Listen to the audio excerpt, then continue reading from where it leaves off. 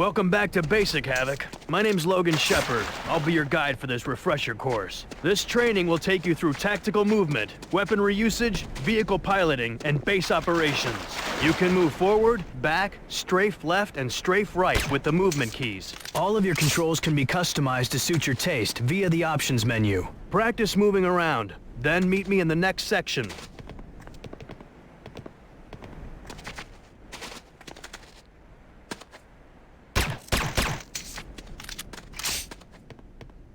Here you'll learn about jumping and climbing. Pressing the jump key makes you jump. To climb a ladder, approach the ladder and press the action key. Now it's time for a test. Climb this ladder and jump to the opposite crate.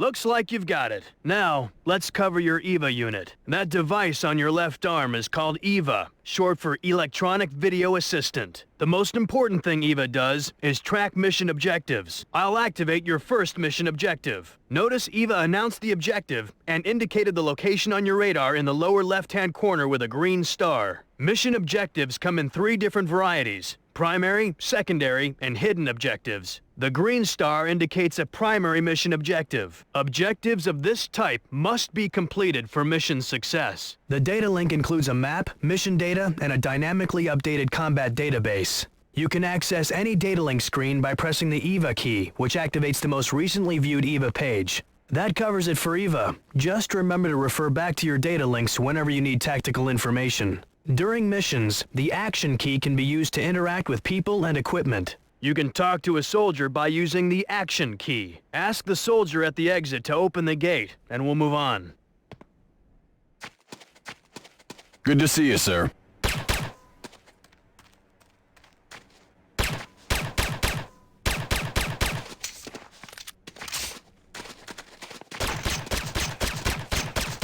This door requires level 1 security clearance. This door requires level 1 Now, I'll show you how to use clearance. security cards. Notice the color of this door. You'll need a green security card to open it. Yellow doors will require yellow cards, and red doors require red cards. Here's a green security card. This is the Advanced Guard Tower. It provides automated base defenses. Now, head inside and down the elevator. Sydney is waiting for you there.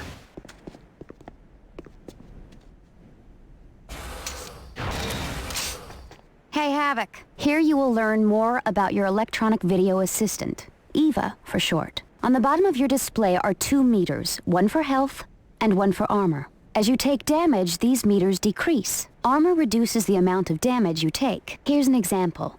Watch what happens when I shoot you. Hey, is that necessary? Notice your health has decreased. As it gets lower, the meter turns yellow, then red to indicate you are near death. Now it's time for power-ups. This is a health power-up. Pick it up and I'll continue. As long as you're not gonna shoot me again. Your health meter is full again. Now let's try an armor power-up. Pick this one up and I'll continue. Now your armor meter is full, meaning your armor is completely intact. Now watch your health and armor meters again. You wanna cut that out? That's the last time. Honest. Notice how your armor was damaged, but you lost less health. Okay, you should be clear on power-ups, so let's move on to your radar. In addition to mission objectives, your radar shows the position of infantry, vehicles, and buildings.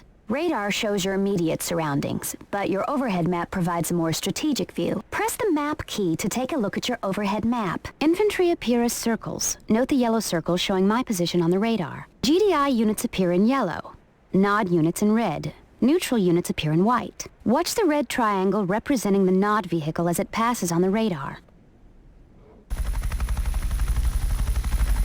Notice the yellow square indicating the position of this GDI building. Actually, it's showing the position of the master control terminal, but we'll cover it later. Don't wanna confuse the grunt, huh? Building operations are part of another tutorial. Speaking of other tutorials, let's get moving. I'll have Eva highlight your next mission objective. Back to the tour bus. I'll catch you later.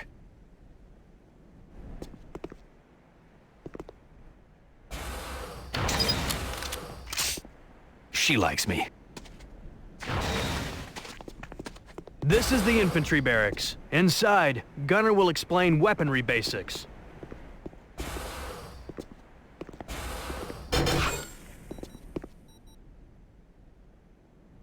Hey, Havoc. Gunner, long time, pal. What you got for me? This is the Infantry Barracks where we process recruits. Nod has an equivalent building called Hand of Nod. We'll be using this Infantry Barracks in the firing range out back for weaponry training.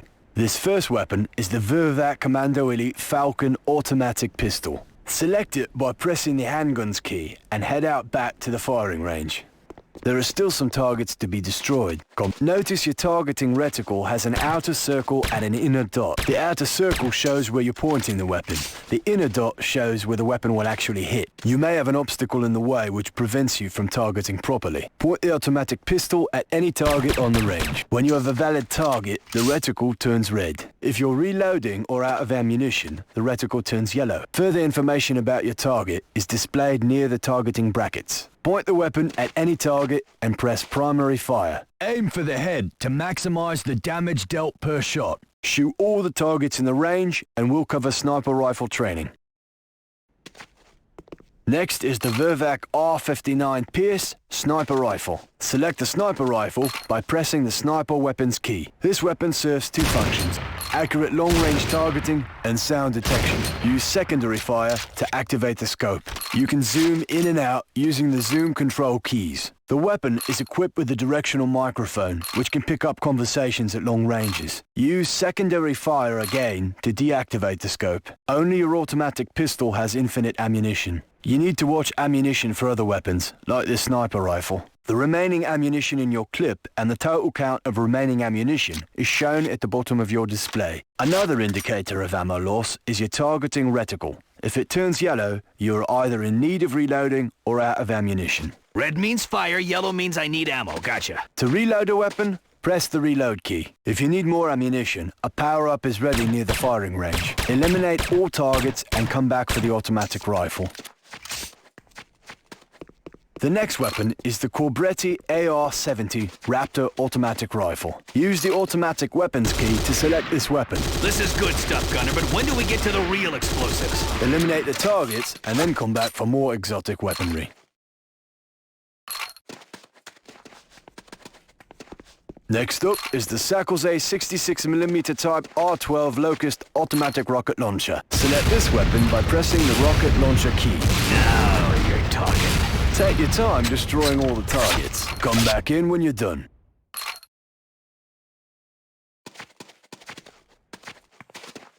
Let's move on to your line of work. Press the mines key for remote C4 explosive. Use primary fire to place the C4 charge on a target. Then, move to a safe distance before detonating with your secondary fire. This is a lot to swallow in one sitting. You'll get it. You're a quick study. We have one last item. Come back when all targets have been destroyed.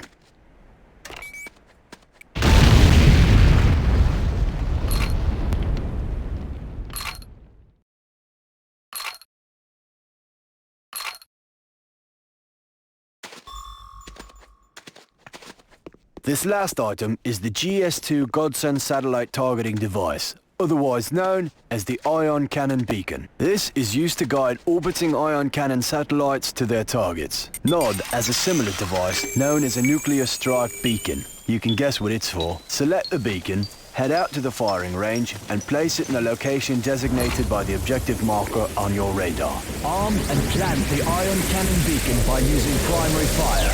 Arming a beacon takes a few moments, so you'll have to stay put till the arming mission is completed in sequence. Once the beacon is set, retreat to a safe distance. That's not all the weaponry you'll encounter, but these instructions should get you started. Now, I believe you're to go to the weapons factory. I'll indicate your next location on your radar. Stay safe out there, mate. Thanks for the class, Gunner. I'll see you on the field.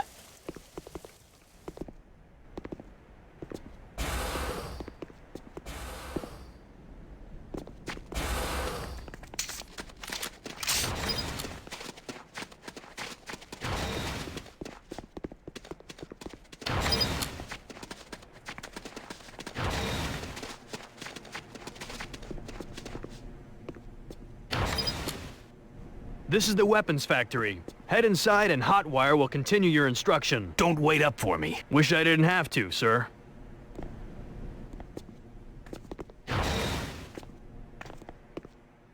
A pleasure to work with you again, Havoc.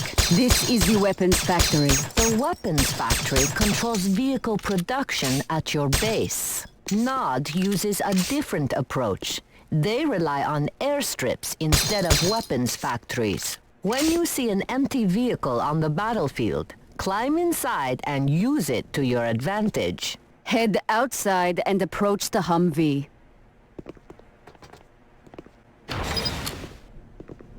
While facing the door, the first person in the vehicle is the driver. Next is the gunner. Others are passengers if the vehicle carries other personnel.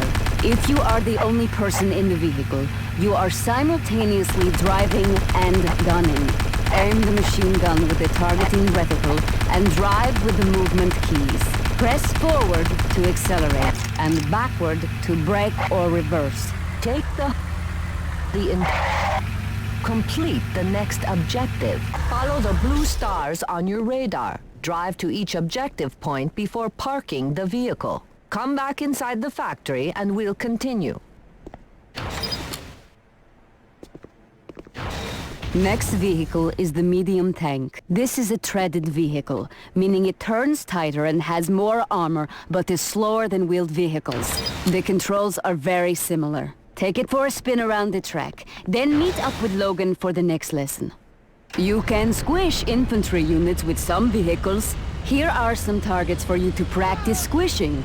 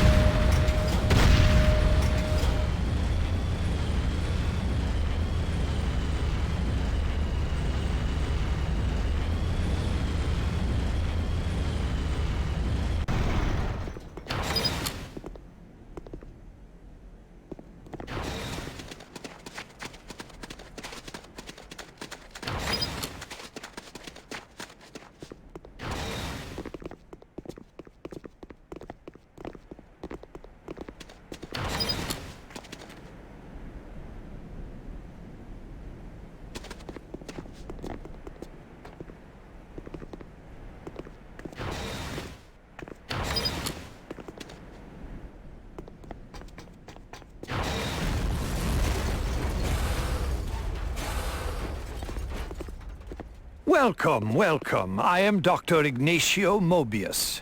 This is the Tiberium Refinery, a processing center for Tiberium harvests. All base operations and production rely upon the harvesting of Tiberium. Simply put, Tiberium is the primary source of income for your base. The same is true for NOD. Tiberium itself is still a mystery I have yet to solve, but we do know it collects valuable minerals from the surrounding area. Suffice to say, Tiberium is valuable. The important thing to know is it is also harmful to human tissue. Stay away from it or expect damage. Go outside and meet with the officer. He will continue your tour of the facilities.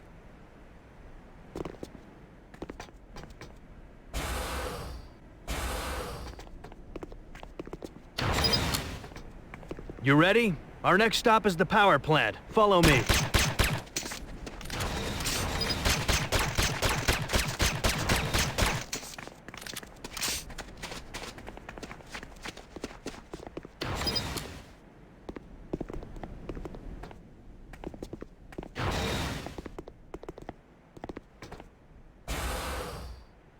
My name is Elena Petrova. This is not my normal field of work, so I'm going to make this quick. This is the power plant. It supplies power to other buildings.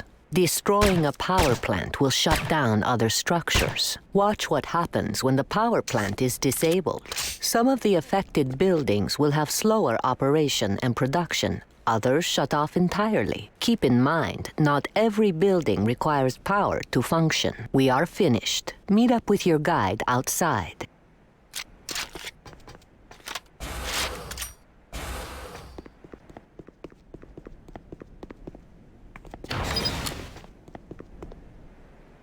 That's it. My job's done, sir. Captain Parker, I'm Lieutenant Moss. To show the effects of building destruction, let's start a simulated Nod assault.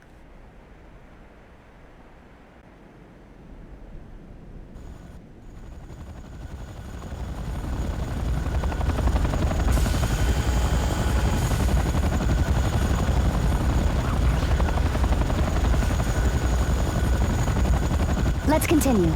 Destroying a building from the exterior is difficult, especially when the building is under repair. Notice the GDI engineer working on the master control terminal inside. Master what? Master Control Terminal, the heart of a building. This is what happens when a building is destroyed. Once a building is destroyed, it can no longer be repaired. You can complete the tutorial by eliminating the Nod officers, who are coordinating reinforcements. You'll recognize them when you see them, but your reticle information will tell you for sure. If you need more weaponry or armor, you will find power-ups throughout the base.